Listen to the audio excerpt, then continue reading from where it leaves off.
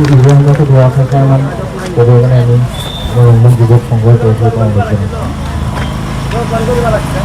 চেঙামাৰী গাঁৱৰ আৰু এইফালে হ'ল 2 নং ডিপ্লঙা গাঁৱৰ যুৱকসকলে মিলিজুলি গছপুলি ৰোৱাৰ কাৰ্যসূচী হাতত লৈছে। আৰু আজি যিহেতু 5 জুন তাৰিখে বিশ্ব পৰিৱেশ দিৱস আৰু এই শুভখনত আমাৰ 2 নং ডিপ্লঙা যুৱকসকলে মিলিজুলি হাতে কামে এনেকৈ বাঁহৰ আপোনাৰ এই চাওক যিটো বেৰ, এই বেৰটো বনাইছে, গছপুলি লৈছে, লৈ পেলাই এনেকৈ ৰোপণ কৰি আছে। আৰু মই আৰম্ভ কৰিছোঁ ভিডিঅ'টো, আপোনালোকৰ লোকেশ্যনটো হৈ গ'ল আমাৰ বিশ্বনাথ ডিষ্ট্ৰিক্ট আৰু লগতে ইটাখলা হৈ বৰপাম যোৱা পথৰ লগতে লাগি থকা এই 2 নং ডিপ্লঙা গাঁৱৰ যুৱকসকলক আমি আশীৰ্বাদ দিছোঁ, ধন্যবাদ আৰু আন্তৰিক শুভেচ্ছা। কাৰণ পৰিশ্ৰম কষ্ট কৰি যিহেতু গছপুলি লগোৱা হয়, সেই গছপুলি লগোৱাটোৰ পাছত যদি বেৰ চেৰ নিদিয়ে, গৰু ছাগলী ভাঙি দিয়ে।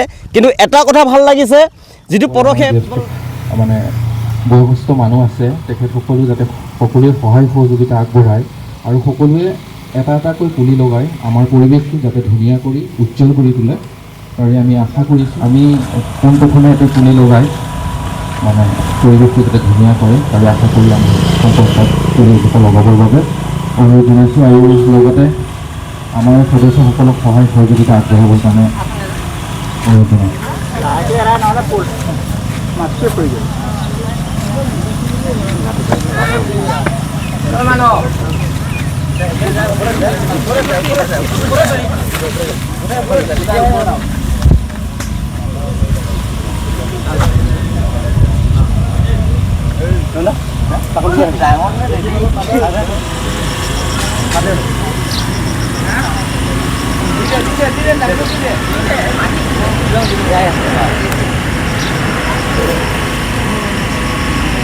পৰিৱেশ দিৱসেই হওক বা যিকোনো ক্ষেত্ৰত যাতে এই সমাজখন আগবাঢ়ি যায়। আৰু মই বিশেষ ক'বলৈ ইচ্ছা নকৰোঁ, কাৰণ আজি যিটো বিশ্ব পৰিৱেশ দিৱস, এই দিৱসত যাতে আহি থকা দিনবোৰতো আমাৰ যুৱকসকলে বিভিন্ন কাৰ্যসূচী হাতত লৈ এই সমাজখন, এই গাঁওখন, গোটেই অঞ্চলখন যেন আগবঢ়াই লৈ যায়। আৰু শেষত মই ৰংমন যুৱক সংঘৰ যি উদ্যোক্তাসকল, যিসকল যুৱক যুৱতী, তেখেতসকলক অশেষ ধন্যবাদ জ্ঞাপন কৰিছোঁ। এনেদৰেই আপোনালোকে আগবাঢ়ি যাওক, এনেদৰেই সমাজখন আগুৱাই লৈ যাওক, এনেদৰেই সমাজত এটা সুন্দৰ পৰিৱেশ আপুনি ঘূৰাই আনক, যাতে আহি থকা দিনবোৰত আৰু চেঙামাৰী অৰ্থাৎ 2 নং ডিপ্লঙা আমি সকলোৱে এক হৈ এই সমাজখন যেন উন্নতিৰ আগবঢ়াই লৈ যাব পাৰে।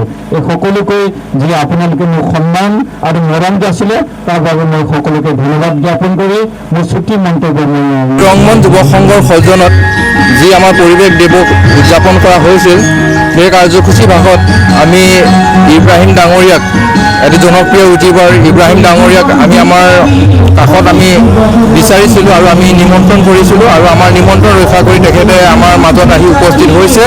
আৰু সেয়েহে আমি ৰংমন যুৱ সংঘৰ তৰফৰ পৰা ইব্ৰাহিম আলী ডাঙৰীয়াক এখনি ফুলান গামোচাৰে মৰম আৰু সন্মান যাচিব ওলাইছোঁ। এয়া ইব্ৰাহিম আলী ডাঙৰীয়া, ধন্যবাদ। আৰু ইভেন্টটো ধৰা মান ক'ব কাৰণে আমি ৰংমন যুৱক সংঘৰ তৰফৰ পৰা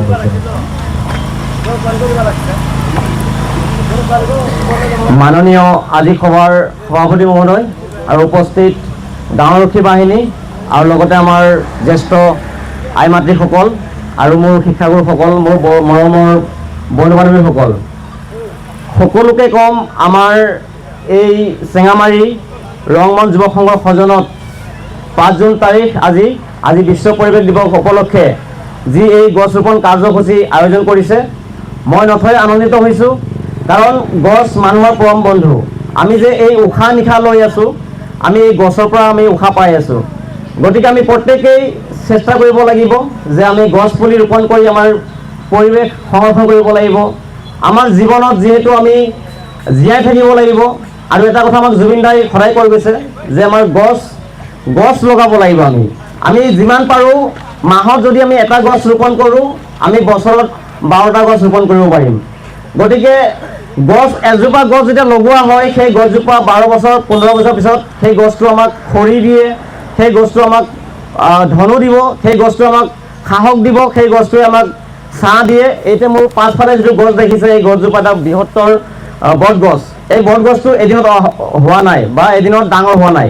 এই বটগছটো হ'বৰ কাৰণে সময় লাগিছে, পৰিশ্ৰম লাগিছে। ৰাইজে ৰক্ষণাবেক্ষণ কৰাৰ কাৰণে এই বটগছটো আজি আমি বটগছৰ তলতে এটা অনুষ্ঠান পাতিব লগা হৈছে। গতিকে গছ আমি চেষ্টা কৰিম, সকলোৱে সহায় সহযোগ কৰি গছ ৰোপণ কৰিম। আৰু এই ৰংমন যুৱক সংঘৰ, চেঙামাৰী ৰংমন যুৱক সংঘৰ সজলত যি অনুষ্ঠান ভাগত অনুমোদিত মোক নিমন্ত্ৰণ দিয়াৰ কাৰণে অশেষ ধন্যবাদ আৰু মোৰ ফালৰ পৰা আন্তৰিক শুভেচ্ছা থাকিব।